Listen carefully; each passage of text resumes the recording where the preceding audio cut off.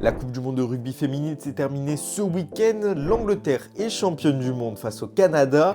La France finit 4e. Je pense que c'est le moment pour un petit débrief. Pour commencer, on va vraiment parler de l'équipe de France, de son parcours, de la phase de poule jusqu'à la petite finale, des points forts, des faiblesses et de ce qu'il va falloir garder pour les prochaines compétitions. Et après, on va parler de tout ce qui est audimat et visibilité de l'événement. Après la petite finale perdue face au Blackburn, Pauline Bourdon-Sansus a déclaré dans le Midi Olympique que cette compétition est un échec et qu'il faut arrêter de se chercher des excuses. Alors qu'est-ce qu'on peut en tirer de cette compétition pour les prochains 6 nations, pour la prochaine Coupe du Monde?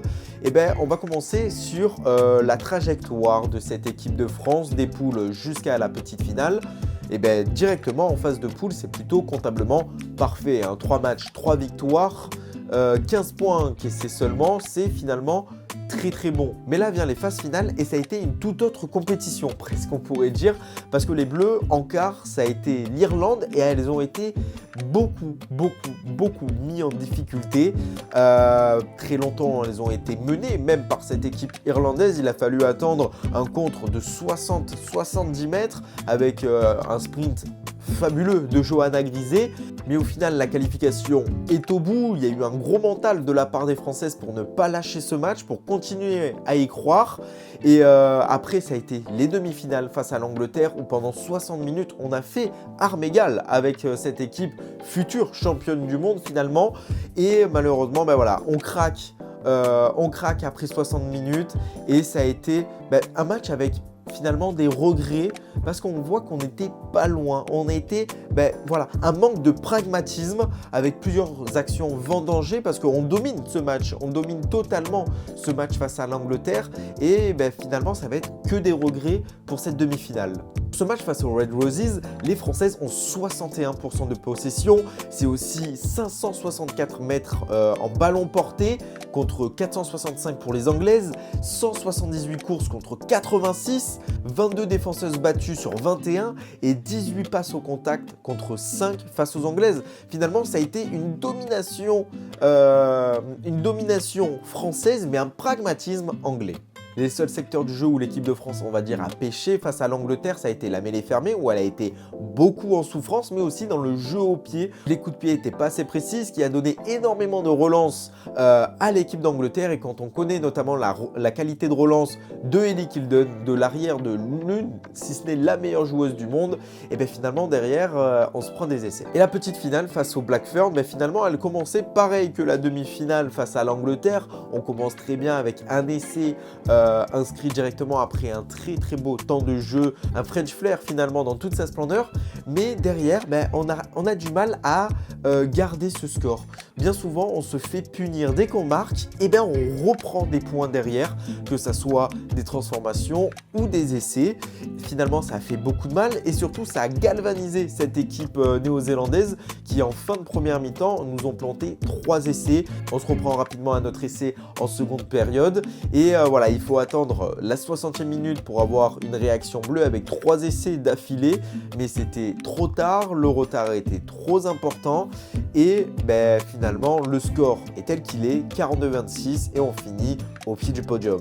Alors, qu'est-ce qu'on peut retenir de cette compétition? Tout d'abord, moi je trouve que c'est le mental de nos Françaises qui est tout simplement extraordinaire. On le sent qu'elles sont conscientes de leur talent, de leur capacité de relance, de défense, finalement de pouvoir scorer à n'importe quel moment. On voit que même quand c'était des matchs durs, des matchs fermés ou comme en petite finale où le score était très important, elles n'ont pas tout lâché. Pour autant, elles se sont dit autant tout donner pour essayer de revenir et ça c'est un point où l'équipe de France va devoir s'appuyer. Ce mental à toute épreuve qui est parfois capable de renverser des matchs comme on l'a vu face à l'Irlande ou de totalement prendre le match en main comme face à l'Italie où à la mi-temps il n'y avait que 7-0 et au final on finit à 24-0. Autre point important, c'est la jeunesse de cet effectif. Une nouvelle génération arrive en équipe de France, c'est une moyenne d'âge de 25 ans. 25 ans de moyenne d'âge pour cette Coupe du Monde. Une quinzaine de joueuses venaient de faire leur première Coupe du Monde. il y a seulement Anaëlle Dehé qui était à sa 3e Coupe du Monde. Même Pauline Bourdon-Sansus, même Manoussou Fall Raclo étaient à leur 2e Coupe du Monde seulement. Donc c'est un effectif finalement très jeune où eh bien, il y a beaucoup de promesses pour l'avenir. Je pense à Charlotte Escudero, à Léa Champon, qui est pour moi la révélation de cet effectif. Ce sont aussi des joueuses très jeunes, Nina Thuy, qui connaît à peine ses premières sélections. Mais finalement, c'est sûr que c'est très dur pour cette équipe de France de finir à la 4e place. Il y a eu des matchs très difficiles, des scores finalement face à l'équipe d'Angleterre qui ne sont pas représentatifs de la copie rendue. Et on peut se dire que ça va être une nouvelle génération qui va devoir faire ses armes et qui va devoir prendre de l'expérience, apprendre de ces matchs où ça se joue à quelques détails, à de l'approximation, à du pragmatisme. Et on va dire qu'il y aura très peu de changements pour la suite, pour les prochains tournois, même peut-être pour la prochaine Coupe du Monde, puisque pour le moment, seulement Marine Ménager et Manon Bigot annoncent leur retraite internationale. Merci à elles. Bravo à elles, très belle Coupe du Monde et surtout une très belle carrière internationale de leur part. Autre point positif, c'est quand même l'attaque des Bleus avec 3 essais minimum inscrits par match. Alors, les lancements sont fluides, on l'a vu notamment face à l'équipe néo-zélandaise. Cet essai, le premier essai français, finalement, les combinaisons sont magnifiques. Dès qu'il y a de la vitesse, il y a du danger. On le sent. Elles ont des cannes extraordinaires, que ça soit Kelly Arbé, que ça soit Johanna Grisé, Nassira Condé. On a une ligne de 3 quarts quand même qui peut faire rêver. On a aussi des joueuses qui sont capables de buter, qui sont précises face aux perches. Et on a un paquet d'avant aussi conquérant. Il y a un axe de progression en mêlée fermée, évidemment, mais sur les touches, quand on faisait des molles, bien souvent, on avançait beaucoup. Et en défense également, sur les défenses de molles, on arrivait bien à contrer notamment les Anglaises, qui est une de leurs spécialités. Autre point positif, c'est la défense de la part des Françaises. Elles ont énormément plaqué. Escudero, par exemple, est dans le top 3 des plaqueuses de la compétition avec 86 plaquages. On a 5 joueuses à plus de 60 plaquages dans ce tournoi. Et c'est même sur l'ensemble des matchs, on a 84% de plaquages réussis. Et c'est sur ces 16% de plaquages ratés que derrière, on rate un plaquage, 2 plaquages, 3 plaquages. Et c'est là que finalement, il y a le feu dans la défense et qu'on s'est pris beaucoup de points, notamment lors de la demi-finale et de la petite finale. Je parlais de la défense qui a été un point fort, mais aussi un point faible, comme je viens de vous le dire. Dès qu'ils ont raté un plaquage, c'était rapidement le feu. Même lors des séquences de turnover, où c'était rapidement brouillon, rapidement on était désorganisé. Dès qu'il y avait de la vitesse aussi, on l'a vu, que ce soit par Georgia Miller, Ellie Kilden, Sorgensen aussi, ça a été très dur de les arrêter. Et également les défenses sur les coups de pied, où souvent on s'est mis la pression. Je pense à l'essai, au deuxième essai de Ellie Kilden face à l'équipe de France, où Marine Ménager essaye de faire un contrôle du pied pour arrêter ce rasant. Et finalement, ça a été totalement raté ce contrôle et ça a atterri dans les bras anglais. Et voilà, donc aussi beaucoup d'essais encaissés lors des meilleurs. Quand on affronte les meilleurs, on encaisse beaucoup trop d'essais. Autre axe d'amélioration, ça a aussi été les soutiens. Il y a eu souvent des joueuses qui partaient seules au contact et derrière ça se faisait gratter rapidement parce que les soutiens avaient 2 secondes de retard, n'étaient pas là, ou c'était Pauline Bourdon-Sansus ou Alexandra Chambon qui devaient déblayer. Et face à des avances, c'est plutôt compliqué pour les demi-mêlées de devoir déblayer. Et du coup, voilà, ça a été un des points noirs, je trouve, quand même si ça a été un peu réglé lors de la demi-finale. On l'a retrouvé en fin de partie et en petite finale. Mais voilà, le manque de soutien a été l'un des points noirs quand même de la copie bleue lors de ce tournoi. Bon, je vais me répéter, mais c'est aussi la mêlée qu'il va falloir travailler, notamment face aux Anglaises. On l'a vu qu'on a été énormément mis en souffrance. Et enfin, il va falloir réussir à travailler le pragmatisme. On a vendangé énormément d'essais. Je pense directement, je suis désolé, mais c'est Marine Ménager qui aurait pu transmettre à Léa Champon.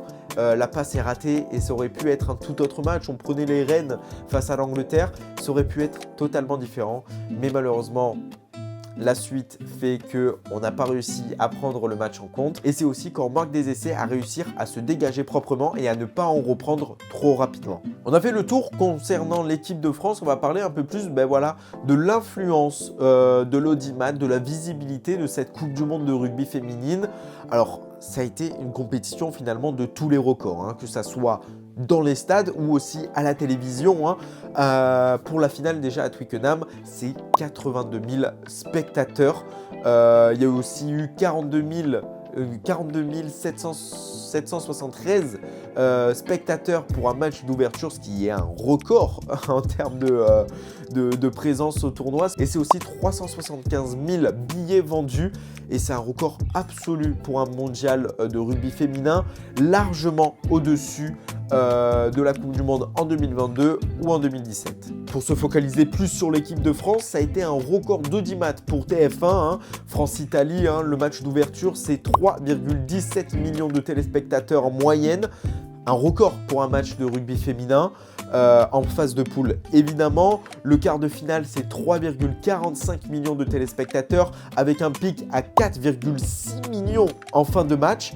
C'est un record d'audience élevé pour du rugby féminin en France et ça se retrouve finalement, ça se traduit par une augmentation du nombre de licenciés dans le rugby féminin à la rentrée 2025. Certes, ça a été un échec en termes de résultats, en termes sur le terrain finalement, mais en dehors, la reconnaissance, la valorisation du rugby féminin est en pleine hausse et on espère que ça continue sur cette lancée, que ça puisse inspirer de jeunes joueuses, de jeunes joueurs également à se mettre au rugby parce que quand on parle d'équipe de France, c'est pas parce que c'est une équipe de France féminine que ça va toucher que les joueuses, les petites filles. Ça va toucher aussi les petits garçons. Et c'est ça qui est important.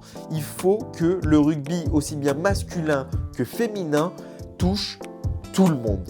C'est là qu'on va pouvoir mettre plus de moyens en place, qu'on va bien pouvoir structurer dès qu'elles sont jeunes jusqu'à l'arrivée finalement à ce niveau de semi-pro. Pro, on a vu que déjà il y a un naming pour l'élite 1 et l'élite 2 avec AXA.